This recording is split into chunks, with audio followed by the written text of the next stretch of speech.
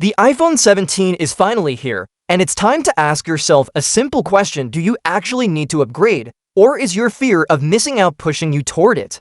Apple has officially launched the iPhone 17 series, and while all eyes were on the Pro models and the all-new iPhone 17 Air, the base iPhone 17 quietly brings meaningful upgrades of its own. They may not look huge on paper, but if you're using an older iPhone, these changes could really matter. Let's break it down. The iPhone 17 made its debut at Apple's September event, joining the iPhone 17 Pro, the Pro Max, and the brand new Air model. And while the flashier devices grab most of the headlines, the regular iPhone 17 has some updates worth talking about. First, let's look at the design. At first glance, the iPhone 17 looks almost identical to last year's iPhone 16. It still has that vertical dual camera setup, but Apple has made some subtle refinements. The display now measures 6.3 inches compared to the 6.1 inches on the iPhone 16. That doesn't sound like much, but thanks to thinner bezels, you get a noticeably larger viewing area without the phone itself feeling bigger.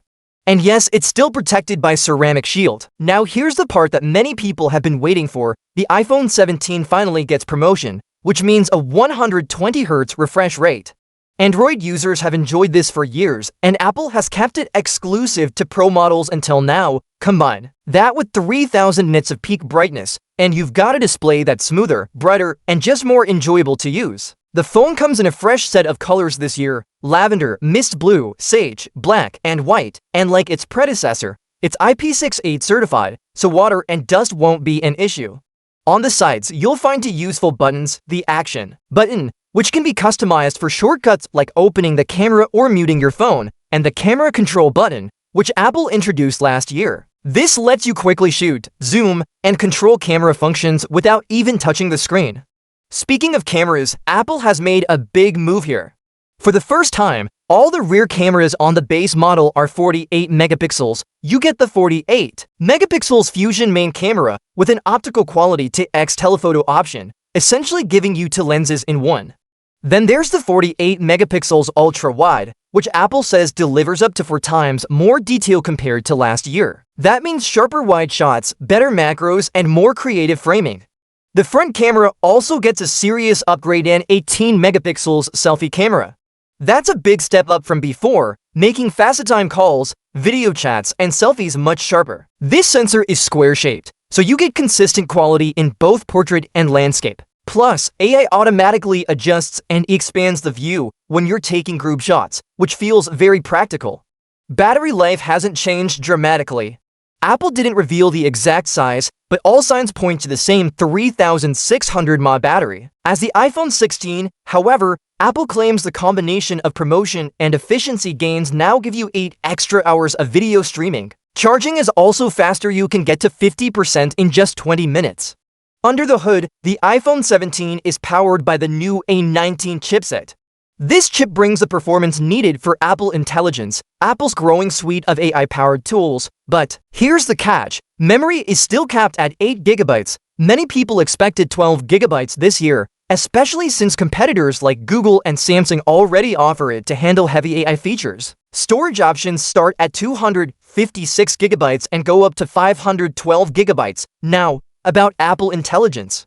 Since the iPhone 17 runs on iOS 26 out of the box, you get access to tools like writing assistants that proofread or rewrite your text, transcript summaries that condense long notes, priority emails and mail, and Image Playground to create custom visuals from prompts. There's also Cleanup, which removes background distractions in photos, and Visual Intelligence, which can analyze what's on your screen and let you act on it directly. Live Translation is another big one. It breaks down language barriers in real time. Apple also promises at least 6 years of software updates, plus additional years of security patches, which is one of the strongest support policies in the industry. Now, let's talk about price. The iPhone 17 starts at $799 for the 256 GB model. Pre-orders open this Friday, and official sales begin September 19th. The good news?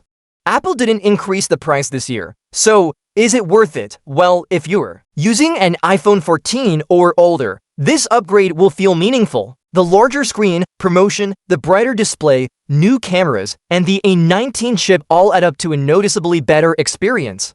But if you're on the iPhone 16, the improvements are more subtle.